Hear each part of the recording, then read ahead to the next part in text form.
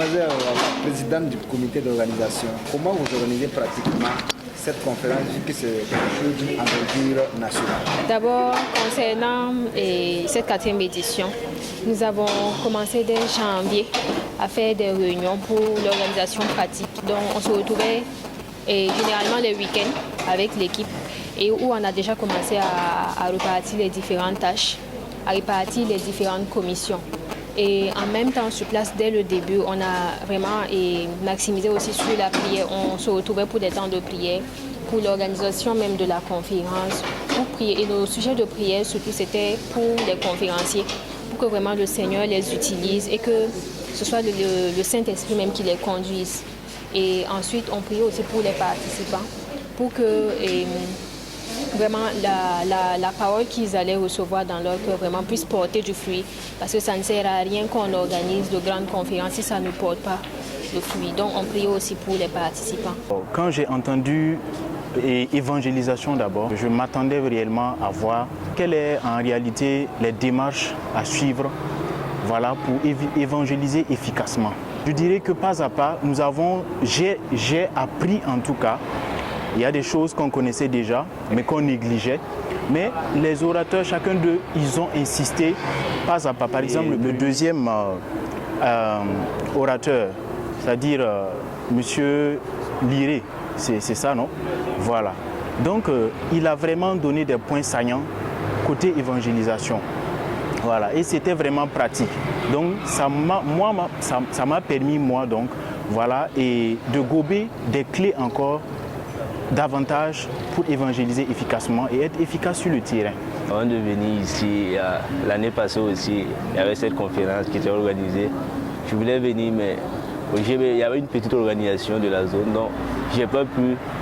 Après le résumé que ceux qui ont pu venir, ils ont eu à me dire, j'ai su que j'avais manqué quelque chose qui allait m'aider beaucoup sur l'évangélisation parce que j'aime évangéliser et aujourd'hui j'ai pris la décision de venir pour écouter la formation et voir que cette formation m'a beaucoup aidé, ça m'a beaucoup éclairé sur plusieurs choses avec les techniques d'évangélisation qu'on a eu à apprendre aujourd'hui.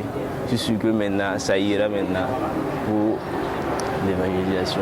J'avais vraiment envie d'y participer parce que ça a été suite à une invitation d'un ami que j'ai pu participer à cette conférence et je remercie Dieu aussi.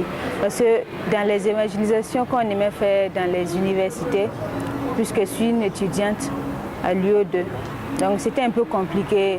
Il y avait beaucoup de difficultés pour affranchir, pour transmettre la parole de Dieu. C'était un peu compliqué avec les amis. Mais ma présence ici, ça m'a beaucoup apporté. J'ai eu des stratégies, des méthodes que je peux encore utiliser pour les jours à venir dans l'évangélisation. Par rapport à ce que j'ai retenu, il y a un conférencier qui a eu à dire que chercher des âmes pour Christ, c'est comme chercher des épouses pour Christ. Et c'est entre griffes, mais je comprends ce qu'il arrive à dire. Parce que Dieu dit que l'Église est son épouse. Donc nous devons tout faire pour que le monde entier sache que Christ est le Seigneur et le Sauveur.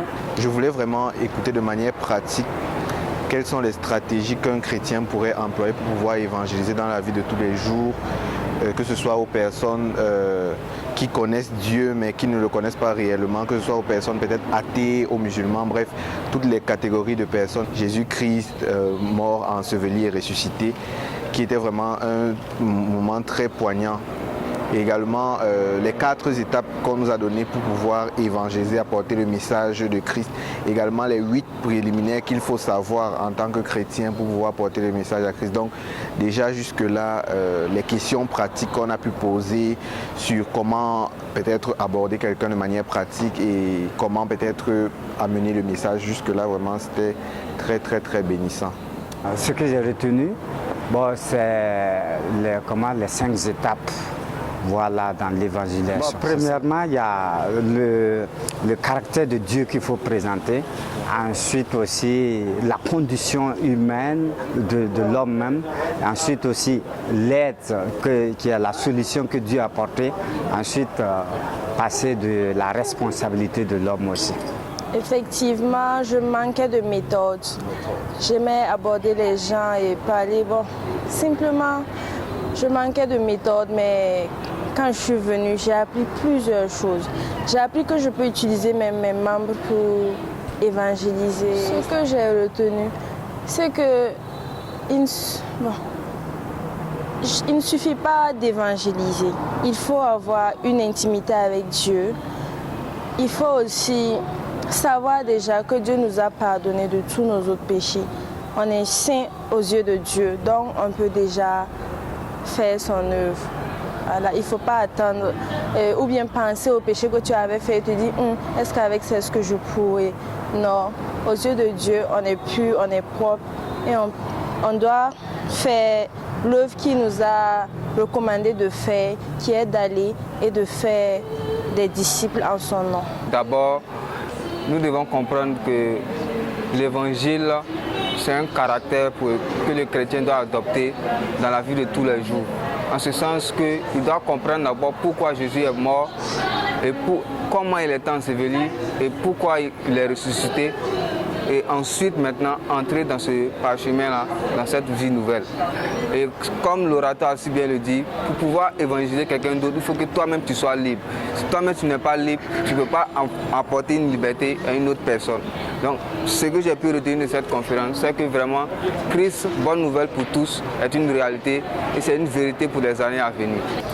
Mais je suis tellement heureuse de participer à cette conférence car j'ai reçu beaucoup de choses sur l'évangélisation et des dons spirituels.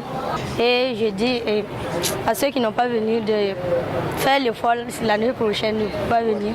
Ce que j'ai plus capté, c'est le message du pasteur Amos.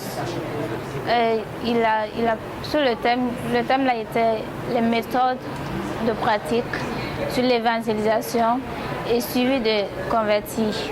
Donc ce que j'ai plus capté, c'était au niveau des méthodes où il a utilisé ses doigts pour montrer comment il faut évangéliser. Il a dit d'abord Dieu, il faut montrer le caractère de Dieu. Et en plus l'homme qui est pécheur. Et ensuite, Dieu a envoyé une aide. L'aide, c'est Jésus-Christ. Après ça, on a une responsabilité, il faut croire. Et après, on va retrouver le bonheur. Et la deuxième, c'était au niveau de PSP, prière, soins et partage. Et puis les dons spirituels. À travers cette conférence, j'ai eu les réponses à des questions que je me posais depuis. Donc je les invite à y participer la prochaine fois. Je m'appelle Guibou Lurel. La partie qui m'a le plus touchée, c'est la partie du parler en langue. Comment parler en langue? On a dit que pour parler en langue, il faut être en communion avec le Seigneur. Il faut le désirer, vouloir parler en langue. Il faut aussi avoir la foi.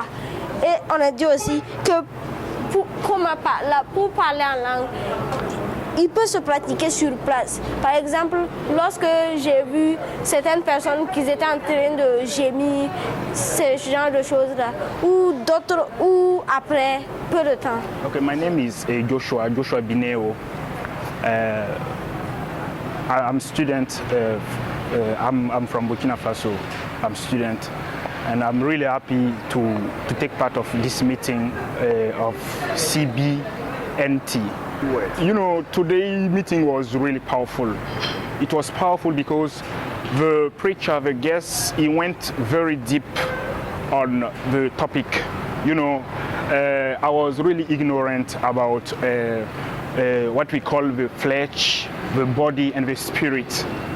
But through this meeting, I've been learning deeply about the flesh, the spirit, and the body. Yeah, because I was wondering a lot, I was having a lot of questions about it, and I came to realize that through this meeting, the guest speaker, he has been talking deeply about it, and through this meeting, I really learned and I thank God for his life. Et moi, je m'appelle Sosa Noé avec mon frère ici, Patrice Dabiré. Voilà. Nous venons de Bobo. Nous sommes venus pour participer à cette conférence qui nous a vraiment bénis. C'est que l'évangélisation n'est pas quelque chose, au fait, il n'y a pas un type tracé d'évangélisation, il n'y a pas de méthode universelle d'évangélisation, mais à travers ce qu'on a compris ce matin jusqu'à ce soir, c'est qu'il y a un message de l'évangélisation, un message qu'on doit passer. Maintenant, par le Saint-Esprit, le message se transmet sous différentes formes, avec différentes approches, toujours conduites par l'Esprit. Donc, les chrétiens, en fait, doivent plutôt se fixer sur la conduite du Saint-Esprit dans l'évangélisation, afin que les dons puissent se manifester et que son message puisse être efficace, et qu'il puisse vraiment vivre cette évangélisation efficace, qui n'est pas guidée par les mentalités, qui n'est pas guidée par la sagesse de l'homme, mais par une conduite de l'Esprit. Ok, vous êtes une équipe de C20 Bobo. Qu'est-ce que vous faites à Bobo exactement? Ok, à Bobo là-bas, pour résumer, je vais dire qu'on évangélise dans les marchés, on évangélise dans les bus, on a commencé aussi les évangélisations dans les hôpitaux. Par la grâce de Dieu, il y a la conférence qui va se tenir le 13 avril, donc c'est juste la dynamique qu'on a.